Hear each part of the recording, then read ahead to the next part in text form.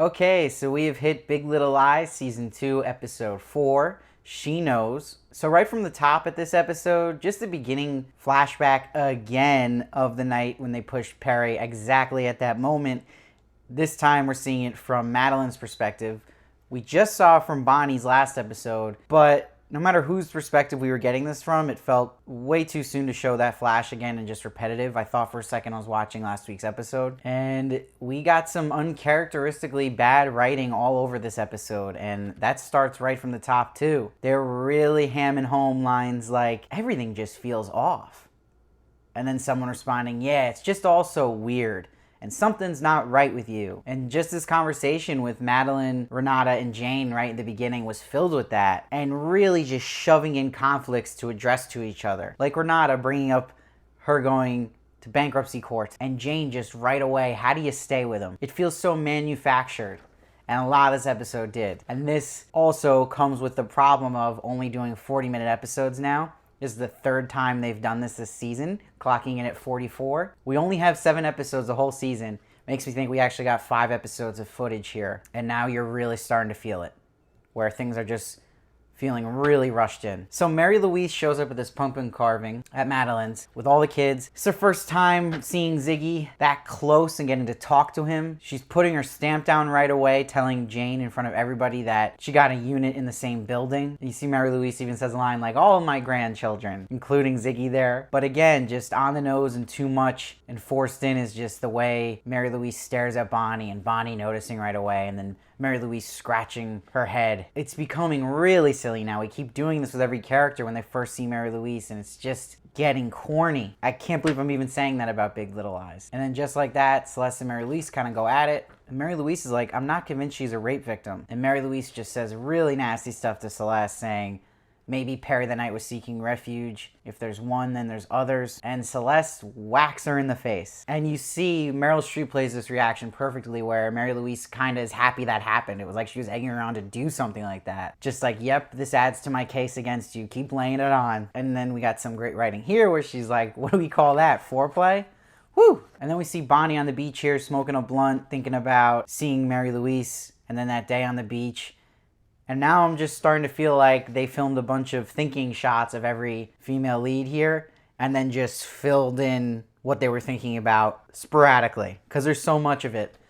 And so much of it's just becoming unnecessary and not really filling you in on much, especially because we already saw Bonnie made a face when she saw Mary Louise. We know she's thinking about her. So we get a little more into Mary Louise here when she's talking to Celeste. And she's like, I worry about the boys, Celeste. You seem unwell. You hit me. So there you go. There's that justification now to say things like that to Celeste and make Celeste even insecure about how she is. And then they talk about grief meant to be shared, what Mary Louise is basically saying to Celeste. But we learn that Mary Louise's husband left her after the accident of her son, and he blamed her. So there's definitely something juicy behind that. I'm sure we'll get Mary Louise's backstory in episode 6, if I recall. I think the title is The Bad Mother. I'm assuming that's all about her. And then it just gets more preposterous here, where Madeline's daughter comes outside, shows her this poster she made for a project about opposites, and there's a door, and then there's Madeline. And we learn she put a door because it's hinged. And then Madeline's like, oh, so I'm unhinged. This is incredibly on the nose and unbelievable that her daughter would even think of this, and that it would just be a coincidence.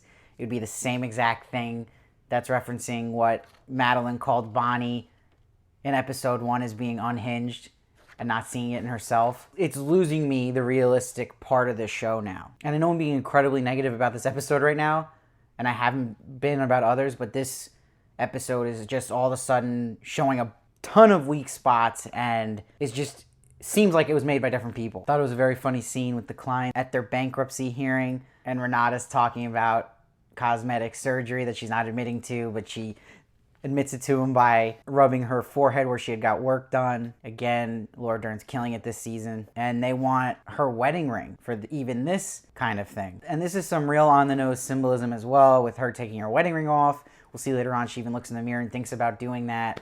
And it's supposed to go back to the line Jane said about leaving him.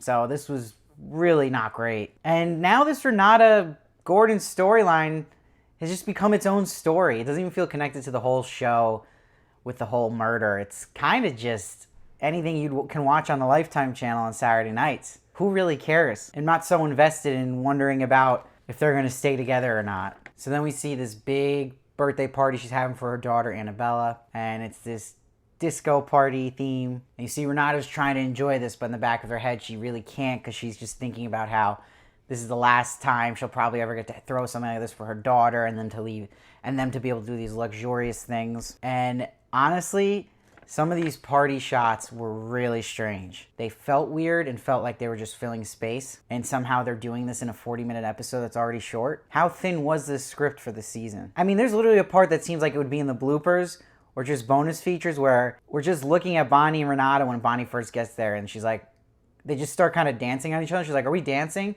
And she's like, well, this is a dance party. And then it like cuts away so violently and awkwardly. Really weird. And honestly, the way I see a lot of these scenes playing out in this dance party, it felt like to me, they kind of went in blind a bit and knew they'd hit certain points at this scene, but they just filmed a bunch of things that day where they're just like, oh, do this and argue with Nathan and Ed again. And let's just make sure Madeline fights with Celeste about this. And it wasn't like to a T planned out. It felt like a lot of bad improvising. So we see Mary Louise with the family attorney, and it's the great Dennis O'Hare, which is kind of cool. I didn't know he'd be in this season. And he gives her advice to call the best family attorneys because this will block out Celeste having a chance of getting them. They will be conflicted out. And he's like, it's an ugly process. And Mary Louise, as crazy she is, she does have some morals here, so she has to go a little bit against the grain. She doesn't like hearing things where it's like, oh, I gotta play this dirty, or even the line later on he says to her about if she gets custody, the kids are going to resent her. She's in denial about that part of this because she does think she's a saint and doing all good. So we see now Celeste and Bonnie are kind of ganging up a bit on Madeline, indirectly blaming her about the lie, but then Bonnie's like, no, we are saying it to your face. And Madeline's hurt by that. And they're just upset about, obviously, the decision for them to go with the lie that Madeline made for all of them. But again, this wasn't that great. It was just like, come on, a lot of the stuff we just figured would happen, and it's not that interesting. Where is it really going? It's just people being catty. However, one of the better scenes in this party was when Renata was talking to Gordon. She's talking about she would dream as a kid just how she would treat her kid and what she would give that kid. And she's like, I married a man that took that opportunity away from me. And she's like, that's on me, I guess, right? And this really crushes Gordon. Great acting by both of them. But again, it just feels all so forced into this big picture story, all this Renata stuff at this point. Because remember who she was last season and what her role was, and now it's kind of like all of a sudden we're really supposed to care about her family. Again, that has really nothing to do with the lie. And like I complained about earlier, we see Bonnie dancing with her mom on the dance floor, and the mom's like, I saw you with your friends. Something's wrong. I don't like that energy around you. Again, going back to the something's off, something's wrong, I feel this, I saw you, and everyone's staring at each other. It's a lot of telling this season and not showing. A classic storytelling mistake. That's storytelling 101 here. Show us. Why we keep telling through these really cheesy on the nose lines. So we gotta give credit here. Ed has the best outfit at this disco, and Madeline wants to dance with him, but he doesn't want to do it there because it's just so fake. He says he'd rather just dance with her when it's like meant to be and for the right reasons. And just to really beat a dead horse, we get another Nathan and Ed tiffy, and now they're just overdoing it. The actor of Nathan even smiles a little bit in this scene, which really pissed me off when they were kind of scuffling, like he broke character for a second. And how many times are we going to see these guys fight? I mean, this has been going since season 1. Every scene they literally have together, they're fighting. It's too much now, especially for it to get physical again. We already saw that in the finale last season. So again, with this staring thing, you see Bonnie and Ed start dancing together, though. And of course, Nathan standing there sees it, and then Maddie also sees it. Clearly, Bonnie and Ed are who are right for each other in my eyes, and I sure think Madeline and Nathan should give it a shot again because it just works better. So Jane's part of this story was also one of the brighter spots of the disco scenes where she's dancing with Corey. It's triggering to her, and she opens up to Corey outside, tells him about the rape and that Ziggy was a product of that. And for everyone has theories that Corey's a bad guy or something's up his sleeve, I really genuinely think he's a good guy. He's done all the right things so far. I don't think they're going to do that again to Jane. Made me really like him. Again, I thought he did all the right stuff, and how he reacted to her telling this, just grab your hand. I thought that was a really good moment. So then we see when they're leaving the party, Bonnie's mom has a seizure, and she envisions that water again. And explained at the hospital, the seizure is mostly caused by a stroke. Another bad line to throw in here is Bonnie saying in the hospital, she dropped just like a stone. Like she's never seen someone fall before, never heard of what a stroke is like. So Maddie has this little showdown with Ed in the kitchen, tells him, if you're going to leave me, just get it over with. And he's like, I'm here, aren't I? But she's like, no, you're not. You're not here. You're far from here, not even close. So this again is alluding to what the therapist was getting at about him being disengaged, and she was right. And also, Ed got the charge he asked for from Madeline in the beginning of the episode, that he wanted that fire towards him. How will he react to that? Maybe that's actually a good thing that she did this. So we see Jane at the bar with Celeste, and she's saying to Celeste, will I ever be able to be sexual again? Talking about the triggering moment on the dance floor she had with Corey. Jane's like, can you relate? But then Jane comes in real fast, real hard. Did Perry ever rape you? I don't know. This didn't feel like Jane to me. I think Jane, to me, would ease into that line. That's a huge line to just drop on a very close friend and to ask. I don't know. It felt, again, rushed and forced like this whole episode did. But she's like, so he didn't? And she's like, no, he didn't. And you see Celeste is eyeing the bartender. And then we see it cuts to the hospital again with Bonnie's mom, and the father shows up. And the dad's like, did you say something to her before the incident to cause this? And Bonnie's like offended because she's like, you saying I caused this? And then it just like zooms in on the mom's face in the bed. But it's like, God, who cares? We just met these characters 2 episodes ago. What is going on here? So this is kind of a haunting scene with Mary Louise and the kids eating pizza. And Mary Louise is like, people are never really gone. You can keep them in your hearts. And it's a nice touching thing to say to the kids, but you really think about it. This is obviously also happening to Celeste, but in a bad way. The downside of that effect where people die but they stay with you is what Celeste is going through. It's turning her into a monster. And then again, like I said before, this Renata story is not doing it for me, and her looking in the mirror, thinking about the wedding ring, and then thinking about her child. And the part about her thinking about her child and not being able to spoil her anymore, it's like you're losing also the audience relating to this. I understand why she'd be upset, but come on, I don't feel sympathy for that. You're reaching. I'm sorry you won't be able to get your daughter a luxurious party. And if you're saying it's a comedic angle that we're supposed to laugh at that she's singing that way, it wasn't. It was very serious. It would have worked better if it was still kind of played on that funny thing. They're trying to make us like generally, emotionally now care for this family. I think Renata was just better sticking to her as the comic relief here. And like I said in my previous episode, they must be shooting themselves in the foot. They even put her at the scene of the murder. She has such a detachment to it, and it's not believable that she's affected by that lie. It just isn't. I really wish they didn't have her there, and this season she was just put in as someone from the outside, or maybe even finds out about it from the girls and comes in from a different type of perspective and just plays out as this funny, crazy Renata. So Ed won't give it to Madeline in the bed when she wants it, clearly, so she starts thinking about the sex she had with the teacher. Makes me wonder if she'll actually go back to him again. So we see now Celeste wakes up in a daze the next day, and Mary Louise comes in with the kids, and she's lying to Mary Louise and saying she feels like she's coming down with something. And of course Mary Louise is like, I don't feel a fever. And this is just exposing now the addictive mindset Celeste has, which was to Perry, but also to these drugs now, and that Ambien. And there's Joe the bartender walking in. The best delivered line by Meryl Streep this season is when she sees him, and she just goes, and who do we have with us today? I was crying laughing at that line. It was just perfect. But you see now in the next scene with Celeste in the shower, she's thinking about when she banged Joe, but she thinks of Perry looking at it in a way, and it's like, yeah, she's still married to this guy in her head because she's actually feeling guilt about this, like she's cheating. So you're seeing the therapist is just calling everything here. I was so happy, though, the next scene was Madeline asking her about what happened and that she says she took an Ambien. Because at first I read it like, oh, she sees this bartender, a guy who can clearly roofie a drink easily, and she wakes up in a daze not knowing he's there. I thought that was the case, and that freaked me out. But I love here when Matt and Celeste are talking about it, her taking the Ambien, and Madeline's like, look, Mary Louise shouldn't just show up like that.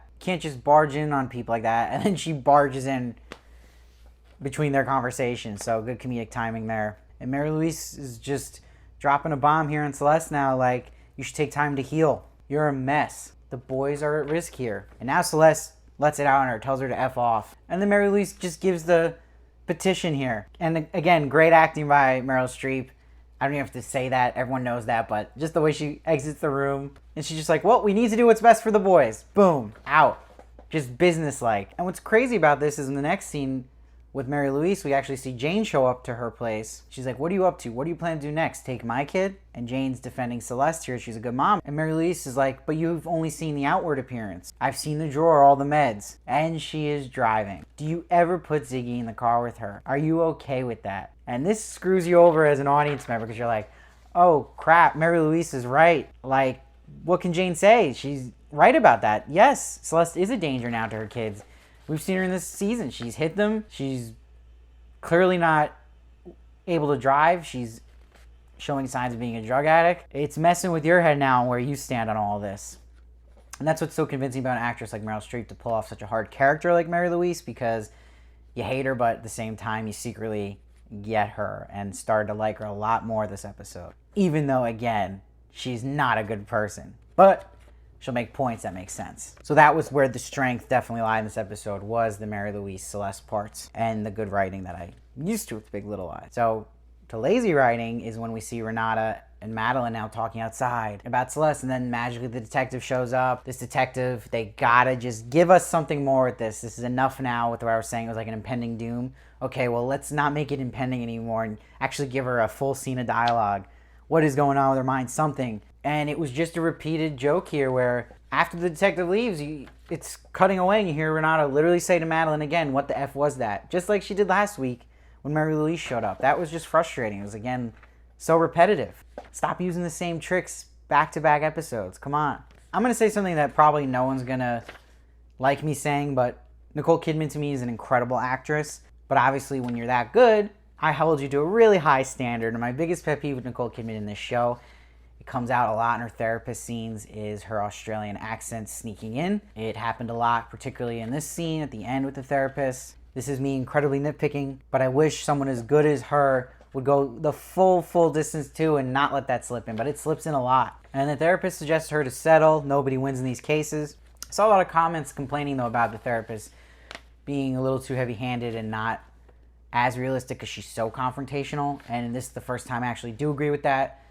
She seemed way too pushy about it, and she doesn't really listen as much, which does get a little unrealistic, especially for a shrink or a therapist. I've been to a couple sessions myself, and at least the ones I've gone to have been good at listening. So maybe they're just showing a therapist who is flawed. So this is where my jaw dropped in a bad way. We see now the mom wakes up, Bonnie's mom, and she has a vision, and it's Bonnie drowning in the water. Oh boy. This felt like an imitation of Sharp Objects, if you watch that show, where it's this like quick choppy reveal and it just cuts to music and it's really out there, but it just felt like a lame imitation job here. And honestly, her waking up with her whole supernatural thing going on and thinking that of Bonnie, all I'm saying is Fonzie's getting those water skis ready. I'm not saying they've jumped the shark, but these are all things I've seen in shows that start going that way. If you told me before this season that we were going to meet Bonnie's mom, she was going to have a lot of supernatural stuff about her, and then we're going to get this reveal of just a vision she has from having a stroke, I would say you are out of your mind. What show is that? So unfortunately, this is the first stinker for me for Big Little Lies ever. Strange editing here, not as choppy as last week, which I appreciate, but it was odd. The whole episode felt out of rhythm, and there was not what I'm used to seeing in Big Little Lies, a lot of really bad writing and filler moments, awkwardness in that dance party, and disappointingly only 44 minutes a third time now. And there's only 3 episodes left, and the past 2 episodes is like everything you expected to happen has happened. And they're showing so much in these previews, and it's really just making you kind of not as excited about this anymore and really feeling like an epilogue to a book and missing that driving force, like I said, with the murder last season. So it's kind of just been paint by the numbers and adding this really weird thing with Bonnie's mom, and I think they're doing that to make it not feel like that, the paint by the numbers thing, but it does, and it just makes it worse, where it's like, come on, what are we doing? So I'm giving this episode a 7.4. It obviously had some good stuff about it. I was really hard on it just because, again, I hold the show as well to a higher standard. And this didn't feel like the Big Little Lies that we're used to in quality. So we'll see. But now I'm really worried about where this season is going and what they're going to do with this whole Bonnie drowning in the vision her mom seeing. We'll see. Let me know what you thought of it down below. Maybe you loved it. Maybe you didn't see what I saw and you saw a lot of good stuff. I'd love to hear your opinions. All are welcome. I read every comment, try to respond as many as I can. Please, please, please like this video. Share it wherever you can and subscribe. I can use all the help I can get, and I appreciate every single one of you. And please follow me at Steve Varley1 on Twitter and Instagram for more of me, and I'll see you next time.